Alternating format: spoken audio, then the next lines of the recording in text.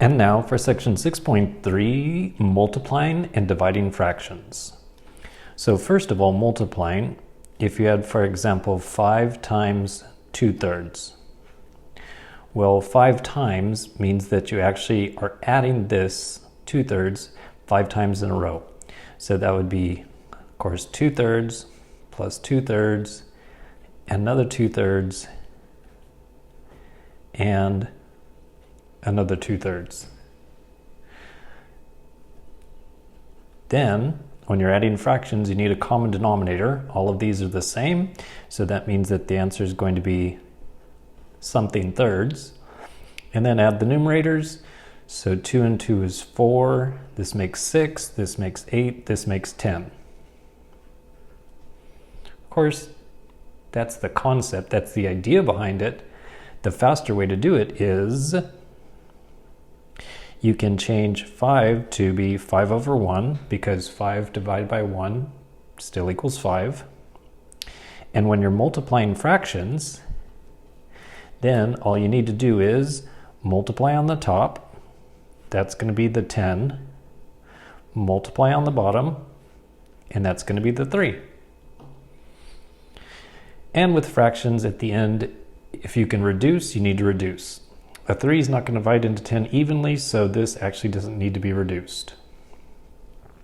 Or another way to say it is, if you're multiplying two fractions like a over b times c over d, then you multiply on the top, a times c, you multiply on the bottom, b times d, and then reduce if possible.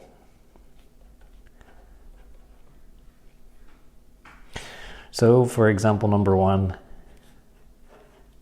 how about 8/3 times 15/4?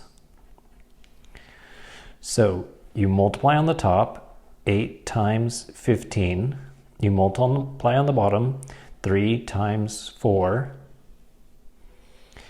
And when I'm teaching students fractions for the first time, or one of the first times they've seen it, they'll go ahead and multiply 8 times 15, they get some big number, 3 times 4, it's divided by 12, and then they need to do this reducing. Well, you can actually reduce before you go ahead and multiply. So I could reduce, I could have a 4 divided into an 8 2 times, and have a 3 divided into a 15 5 times, and then all that's left is a 2 times 5, so the answer is 10. Next, example number 2, find 2/3 of 12/15. So the word of means multiply. So we're going to multiply 2/3 with 12/15. And I'm going to do the same thing that I did last time. First, rewrite it so that the numerator is 2 times 12. And the denominator is 3 times 15. And then reduce wherever possible. So a 3 can divide into a 12 4 times. And sometimes it's a little bit too much to do all the reducing all at once. So sometimes you just do one step at a time. So on the top there would be 8. And on the bottom the only thing left is 15. And then this one would actually be done, because only a 3 or a 5 will divide into 15, and those won't divide into 8. So this one is already done. Now, what about mixed numbers? So for example number 3, how about 2.5 times 3.25? So the best way to do this is change this to be an improper fraction, change this to be an improper fraction, and then multiply those two. So the fast way to change this to an improper fraction is you multiply 2 times 2 is 4, and then you add the 1 is 5. So this one is 5 over 2.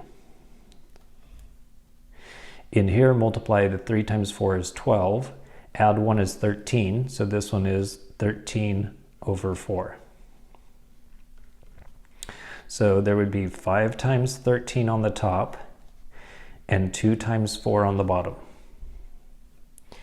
And these numbers are even, so only 2's will divide into these, and 2's will not divide into those. So that means it's not reducible.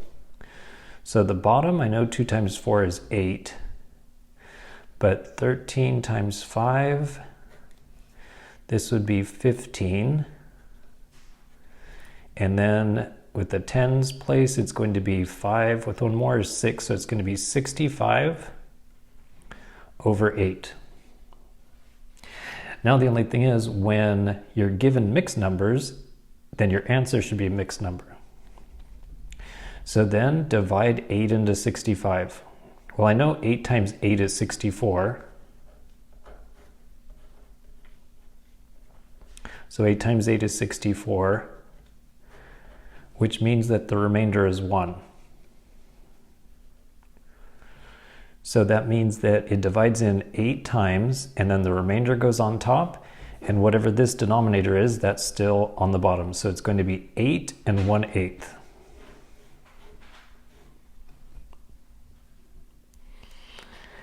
Then what if it is even more fun? What if you've got 4 fractions? So for example number 4, how about 2/5 times 3/8 times 15 over 2 times 6 over 3.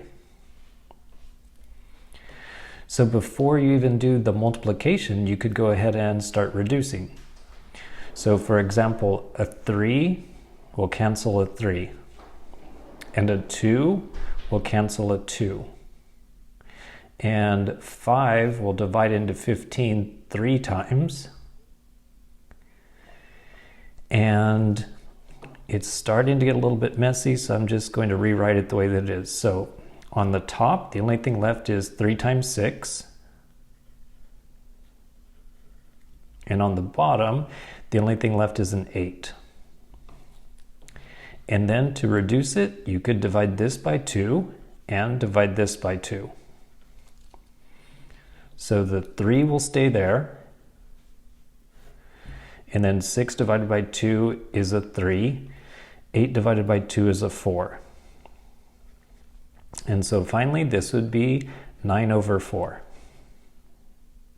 Last time I was given mixed numbers, so I needed to change my answer to a mixed number, but this is just improper fractions, so I'm going to leave it as an improper fraction, 9 over 4. The next idea is the reciprocal.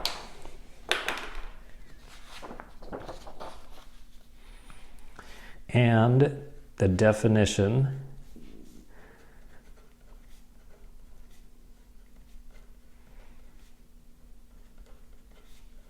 the reciprocal of a fraction means that you invert it.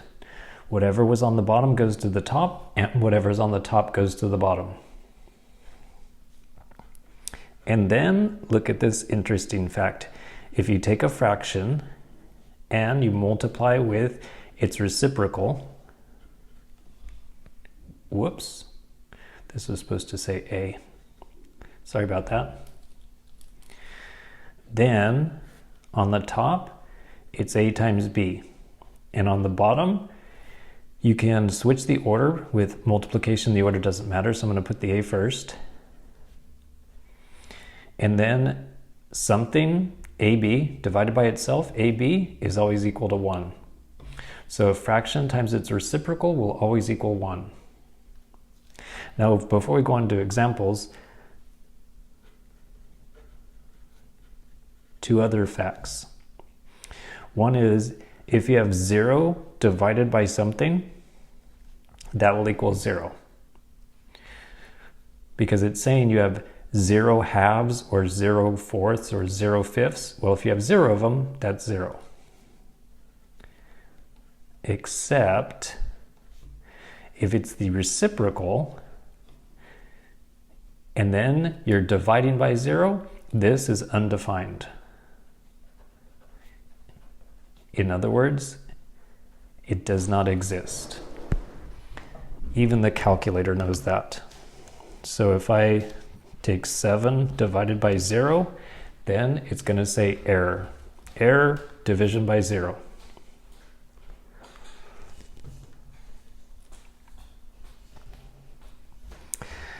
Then on to example number 5.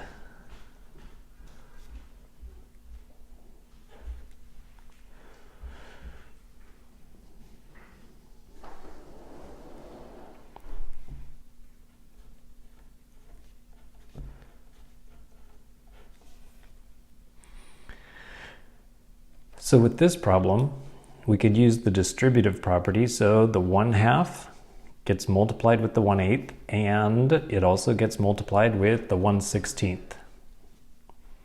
So it's going to be 1/2 times 1/8 plus a 1/2 times 1/16. On this one, I can't reduce it. It's just going to be 1 over 16. Also over here, it can't be reduced, so it's going to be 1 over 32. And then I need a common denominator. So for this one, I could just multiply by 2. That'll turn it into a 32. But if you do that on the bottom, you need to do that on the top. So then this would be 2 over 32 plus 1 over 32 equals a grand total of 3 over 32. And a 3 will not divide into 32 evenly, so that means we are finished with that one.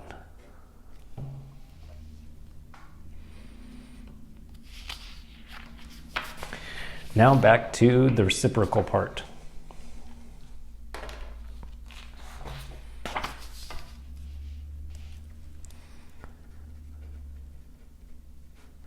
So this is the way to divide fractions. So if you have a fraction divided by another fraction, then you leave the first fraction alone,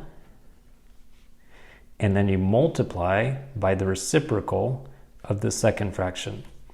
So this one becomes d over c, and then you change it to multiplication. Now the reason for that is because if you have a over b, for divided, you could also say divided like this. It's divided by c over d. And then this creates what's called a complex fraction. So I just need to simplify it. The way that I'll do that is get the common denominator, which is b times d. And then multiply on the top by b times d. And multiply on the bottom by b times d. On the top, these b's are going to cancel. So that means the only thing left on top is a times d. And on the bottom, the d's are going to cancel. So all that's left is b times c. And then that is exactly the same. So what example are we on? Number 6. So for example number 6, how much is 4/5 divided by 8/25? So the first fraction will stay the same, and then invert 8 over 25 becomes 25 over 8. And now I would prefer to start reducing. So a 4 will divide into an 8 2 times, and a 5 will divide into a 25 5 times. So what's left is 5 over 2, and that can't be reduced, so it's finished. Now, if people want to check their answer, you could use a calculator and go 4 divided by 5. So 4 divided by 5 gets divided by, and 8 divided by 25. And then I just go to this math key right here and change that to a fraction, and it says you should get 5 over 2. So that one's right. Next up, example number 7.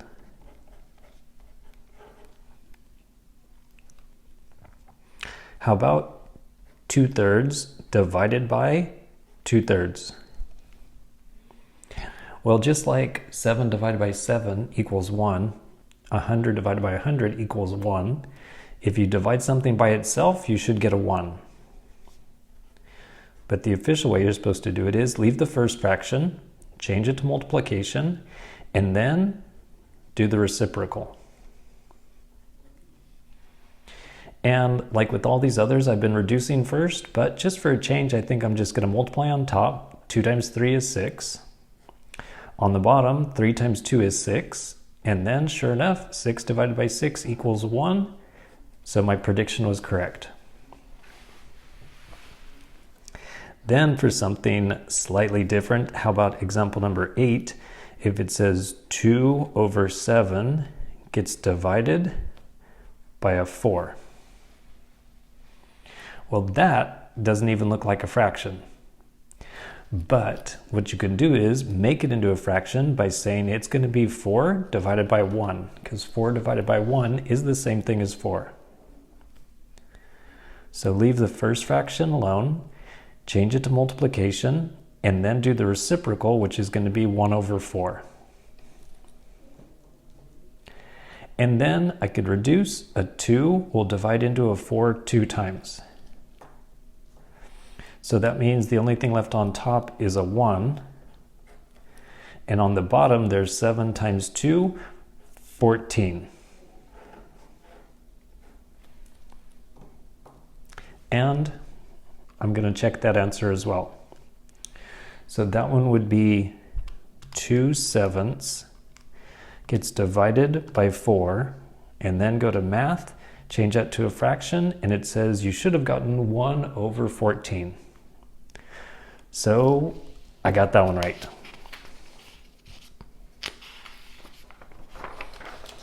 And then for the very last part of this section, estimating. So for example number 9,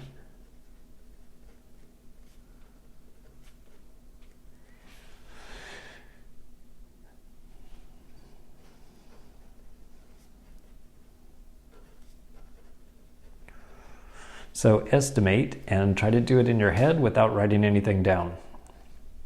So this must be, it's example number 9, it says it right there. So how about 5 1/16 times 7 7/8? Well, 1/16 does not count for very much, so I'm going to estimate, and I should have made my equals as squiggly equals like this. So it's estimate 5, and then 7/8, that's pretty close to 1. So that means it's almost 7 plus 1, so I'm going to estimate that it's 8. So my estimate, which I did all in my head, I didn't write anything down, is 40. Then let's see what the actual answer is.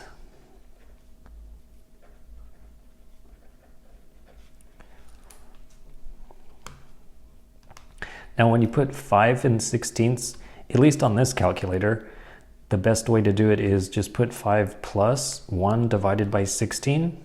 So that's literally what 5 1/16 means. And then multiply 7 plus 7/8. And the actual answer is 39.867. So my estimate was pretty good. And then one last one. Example number 10. Estimate. So 12 and a quarter times 11 and 5/6. So a quarter doesn't count for much. I'm just going to count that as a 12. 5/6, that is close to 1, so I'm going to estimate that the second number is 12. And then 12 times 12 is 144. And then one last time with the calculator, let's see how close it was to the actual answer. So 12 plus a quarter gets multiplied with 11 plus 5/6. And the actual answer, 144.954. So I at least got the 144 part right. I didn't get the decimal, but as an estimate, that's not bad.